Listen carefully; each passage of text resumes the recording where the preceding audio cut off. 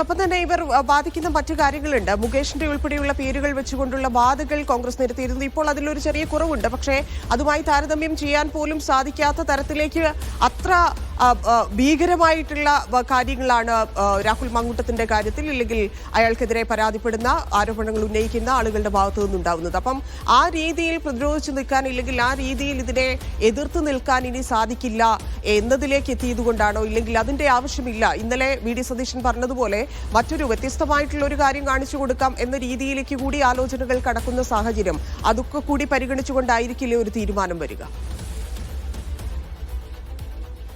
രാഹുലിന്റെ രാജി എന്നത് ഏതാണ്ട് സുനിശ്ചിതമാണ് എന്ന കാര്യത്തിൽ ആർക്കും സംശയമൊന്നും വേണ്ട. പാർട്ടി ആ നിലപാടിലേക്ക് തന്നെയാണ് നീങ്ങിക്കൊണ്ടിരിക്കുന്നത്. രാഹുൽ അതിന് വഴങ്ങുമോ എന്നത് മാത്രമേ ഇനി മനസ്സിലാക്കാനുള്ളൂ. അതിന്റെ ഏക തടസ്സം, പാർട്ടിക്ക് അത്തരമൊരു തീരുമാനം രാഹുലിനെ അറിയിക്കാനുള്ള തടസ്സം ഉപതെരഞ്ഞെടുപ്പ് സാധ്യതകളാണ്. ആ സാധ്യതകൾ കൂടി ഇല്ല എന്ന് ഉറപ്പാക്കി കഴിഞ്ഞാൽ അത് ആ തീരുമാനം എടുക്കുകയും ആ തീരുമാനം അറിയിക്കുകയും ഒക്കെ ചെയ്യും എന്നാണ് നമ്മൾ മനസ്സിലാക്കുന്നത്.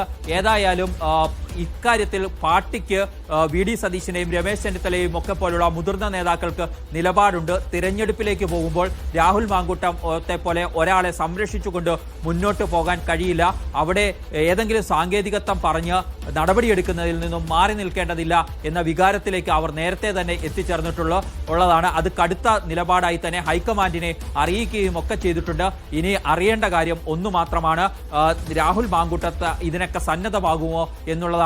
അല്ലെങ്കിൽ പാർട്ടിക്ക് അദ്ദേഹത്തെ പുറത്താക്കുന്ന അടക്കമുള്ള നടപടികളിലേക്കും കടക്കേണ്ടി വരും എന്നുള്ളത് ഉറപ്പാണ്. നേരത്തെ ധന്യ സൂചിപ്പിച്ചതുപോലെ തന്നെ കോൺഗ്രസിനെ സംബന്ധിച്ചിടത്തോളം, അതായത് അങ്ങനെ സാങ്കേതികമായിട്ട് ഏതു തരത്തിലായിരിക്കും അത്? പാർട്ടി പുറത്താക്കുക എന്ന് പറയുന്നെങ്കിൽ രാഹുൽ രാജിവെക്കില്ല എന്ന് അങ്ങനെ പാർട്ടിയിൽ നിന്ന് പുറത്തു പോയിട്ട് അത്രയ്ക്ക് ഇപ്പം പി.വി. അൻവറൊക്കെ കാണിച്ചതുപോലെ ഒരു ധൈര്യം കാണിക്കാനൊക്കെയുള്ള ഇത് രാഷ്ട്രീയ എക്സ്പീരിയൻസോ ഇല്ലെങ്കിൽ അതിനപ്പുറത്തേക്കുള്ള ഒരു ധൈര്യമോ നിലവിൽ രാഹുലിന് ഉണ്ടാകാൻ സാധ്യതയില്ല. അപ്പം സ്വാഭാവികമായിട്ടും അതിന് വഴങ്ങുക എന്നതിനപ്പുറത്തേക്ക് എന്ത് കാര്യമാണ്, എന്താണ് പ്രാക്ടിക്കലായിട്ട് രാഹുലിന് ഇനിയുള്ള വഴികൾ?